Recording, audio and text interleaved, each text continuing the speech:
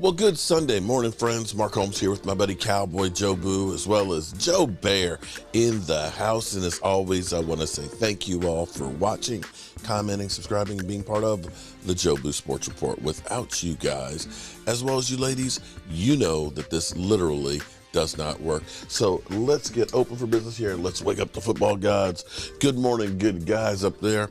Wow, it's actually kind of crazy to me, at least this year. Maybe I'm wrong. Maybe I'm crazy, but I don't feel like the football season is as far away this year as it was last year. We've had so much to talk about, and, we're not even a month away from the Super Bowl.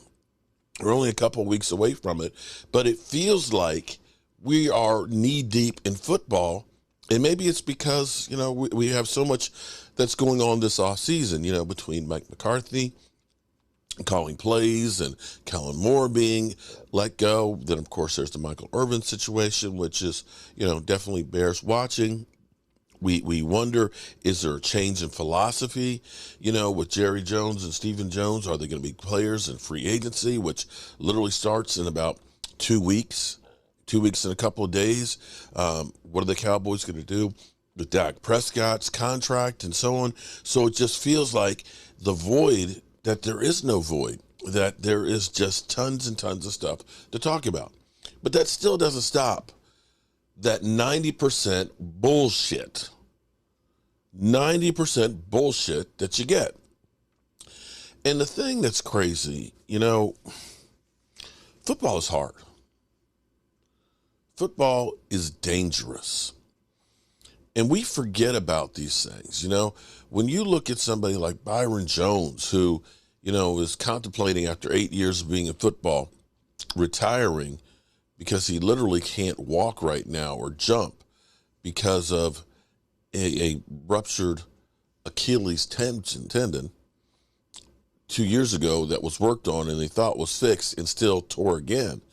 When you think about the trauma that the body goes through to do this, when you think about the odds of even getting here, and the way we as fans just forget that these people are people, and how what people say can literally hurt others and start a lot of bullshit.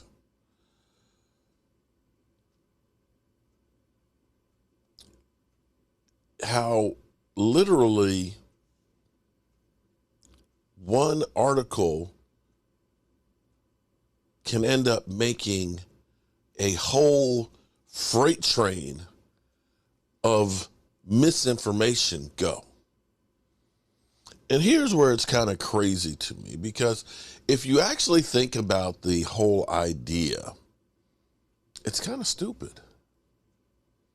Because now, this is where we can go here with Instagram here.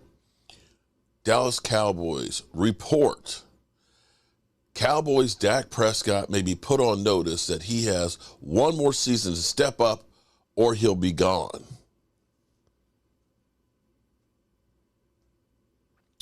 Okay. All right. Another one, trending. According to a report by Jason Smith of Fox Sports Radio, the team's manager has been rumored to already inform Prescott that if he doesn't take a step forward in his game this season, the team will take further in the playoffs. He's out. With what we've heard from the Cowboys in the last 24 hours, Dak Prescott in his last season with the Dallas Cowboys, if he doesn't take a step forward, he'll be gone after this season. JPA Sports. I have no idea who JPA Sports are. Cowboys. Cowboys management has told Prescott he needs to step up or he could be in his last season as a quarterback of the Dallas Cowboys. I don't believe this if it's true, but get him some effing help. So all of this has come from the idea that the Cowboys are intrigued by C.J. Stroud and Herndon Hooker. In the same way we heard when Cam Newton was cut that the Dallas Cowboys will do their due diligence on Cam Newton. Of course you do. As you do with every player. Player acquisition is a 365-day-a-year job. Now, if you really go through and you think about the idea of taking a massive cap hit where you're already over the cap to get rid of a guy, to then draft a rookie, especially a rookie who's not good under pressure, and then have no money left over or draft picks to build the team around, it's suicide. It just is. Makes no sense whatsoever. Sounds great to talk about. It's going to get people intrigued. It's going to get people who hate Dak Prescott excited. But basically what you're talking about is Jordan loving Aaron Rodgers. How has that worked out for Green Bay? You pissed off the guy who was there. You spent a pick on a first-round pick who's literally been on the bench for 4 years that could have been a player to help the other quarterback. You know what I'm saying? When you think about what the Cowboys have done with number one picks, you know, getting guys like CeeDee Lamb and Micah Parsons, if you put a player like that around said quarterback, that helps the team get better. You put a guy like Jordan Love who can't sniff the field, that doesn't help the team. It doesn't. And so this all goes back to all of the same BS. Because what I find funny is, as we go through here and we try to keep constantly getting rid of Dak Prescott, because I want to remind you people out there that are just saying, all the Cowboys need to do is just draft another quarterback. I want you to understand that the Cowboys, since Troy Aikman, when Jimmy Johnson was here helping to evaluate talent, have not done good at actually trying to draft a quarterback. Tony Romo was undrafted free agent. Tony Romo, Bill Parcells, and Sean Payton were the ones that developed him over the course of 4 years before he became a starter. Dak Prescott wasn't even the quarterback that they wanted to get. They wanted and tried to trade for Paxton Lynch. Paxton Lynch has been so bad. Now, this is the guy that it came this close to the Cowboys making trades with trades to get him, trading the pick. Paxton Lynch got benched in the first half of an XFL game. Basically, the Cowboys were playing musical chairs with quarterbacks. And they said, we need a camp body. We need somebody to be here. And basically, Dak Prescott was one of the few that were left. And they drafted him. They got lucky on that. Just flat out.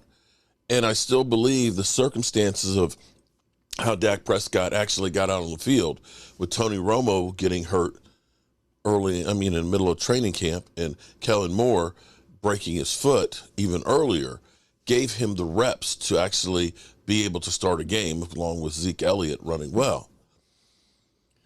Had it been that Kellen Moore didn't break his ankle and Tony Romo hadn't gotten hurt, if Dak Prescott started in the middle of the season not having any reps as the third string quarterback, I don't think he makes it. Just don't. But to think that, yeah, we're just going to go ahead and just dump this guy, for a rookie. Come on, guys. Let's be real. And the money-wise situation that we're looking at, we're talking about Lamar Jackson allegedly turned down a 5-year, $250 million contract because not all of it was guaranteed.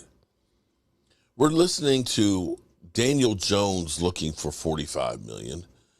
And the funny thing to me is now, as we have fans that are like, Dak is not a winner, we need to get somebody. I look at guys like Josh Allen, who has a great team around him. He's not going to Super Bowls yet either. He's not. And now the amazing one to me is the whole Derek Carr love. That Derek Carr is the bomb diggity and a Hall of Famer.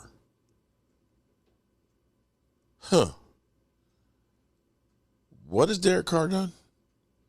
Derek Carr had Devontae Adams, has Josh Jacobs, has Hunter Renfrow, had more weapons than you can shake a stick at, but yet somehow didn't do too good.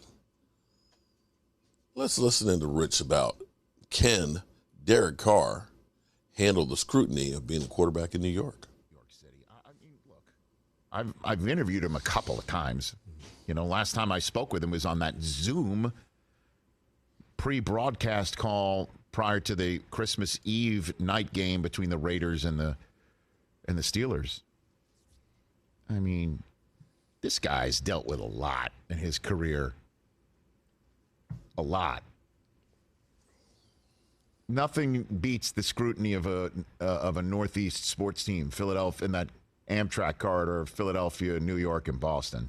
Mm-hmm. So I don't think he's going to turn down that opportunity. I think he would play well with the Jets. I think that's a fit. The only holdup I've got is like, are we really going to just ditch Zach Wilson? Until I spoke to somebody, who I greatly respect recently, and they're like, why can't he just be there for 2, 3, 4 years? You got to start winning playoff games. You got to get to the playoffs. You got to win playoff. You got to get to the playoffs. When your roster is as good as the Jets win playoff games. You got to get there. And so why can't you just have Zach Wilson stay as the backup to Derek Carr? Because you're not paying him gajillions of dollars until you have to pick up a 5th-year option. You got 2 years. Yeah. So if Carr signs, a 4 or 5 year deal, you let this kid marinate. Learn. Boy, I just wish, when you choose somebody second overall, you try to win a Super Bowl with that incredibly talented player in his first contract. That's what you try to do. That's what the Jaguars, they got 1 more year before Trevor Lawrence says to the Cons, I need your boatload of money, please. So like that's what you want to do. Some of that Buffalo money, right? So, that's why I go back and forth. Like, yeah, Carr's a fit. He can take us to the playoffs. Garrett Wilson, he'll find Elijah Moore. Breece Hall's coming back. They could still draft people with the same amount of draft picks because he doesn't cost any draft picks, unlike Rodgers and Lamar. You are really changing your draft capital significantly. And that's what Joe Douglas did to rebuild this team so well, is to use multiple firsts that he got from trades from other people. Why would they now flip around and go the F all them picks route? I don't think that makes sense. I'm not going to sit here in Carr's like, he's some Bambi from Fresno State that's going to get chewed up by the New York media and spat out. Everybody thought that about Eli. Remember that? That's true. So, man, I like Derek Carr. I do too. I'd take him in New England in a second. I do too. I just, I do too. He's a likable guy. And last I heard, he could be, if he goes to the Jets, a first ballot Hall of Famer. Again, can we just revisit that for a second? For Derek Carr to go to the Jets and be a first ballot Hall of Famer, yes, you're assuming he plays till he's 40 and wins 2 Super Bowls. Not one. You have to play till 40. Not one. Okay, great. You go in 2 in the next 6 years. Well, I was giving you the benefit of the doubt of 2 in the next 8. Yeah. I was giving you the benefit of 25% of the next Super Bowls. You want him to win 33% of the next 6 Super Bowls. Why not? Yeah, sure. Why not? Thank you. Yeah, sure. Fellow Jet fan Bobby Cannavale. You want him to go Patrick Mahomes. You want him to win 2 of the next 5 to 6 years. Yeah, that's right. Even at that, is he still first ballot? Probably, because he did it in New York. Come on, of course. Well, he Well, did I it in mean, Jersey. Jim Dude, Plunkett. do you know who's Hello? sitting at, I shouldn't say, I'll say it. Do you know who's sitting at the end, who I saw at NFL Honors? I think he was in the front row, Victor Cruz. All you got to do is do it in New York. Justin Tuck and Victor Cruz. I mean, how many commercials have those guys got off of one ring? Subway. Victor does Oh, yeah. everything. yeah.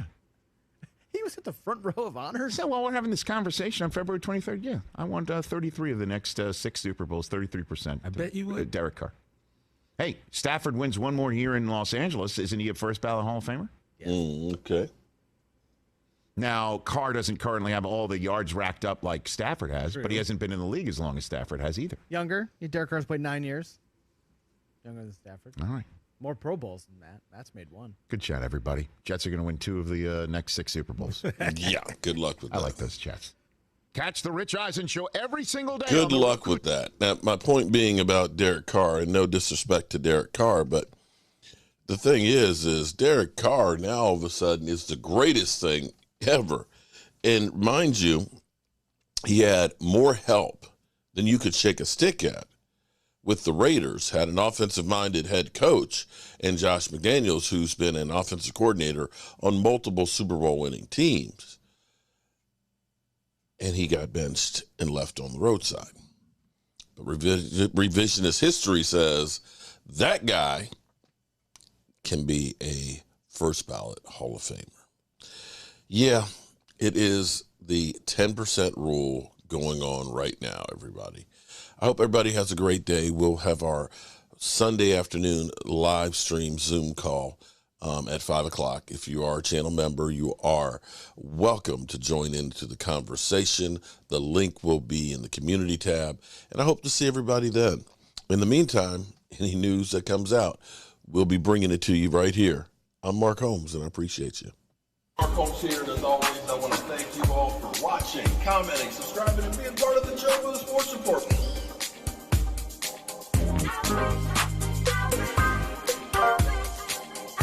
You did one hell of a job, and the only thing else I got to say is, how about them Cowboys?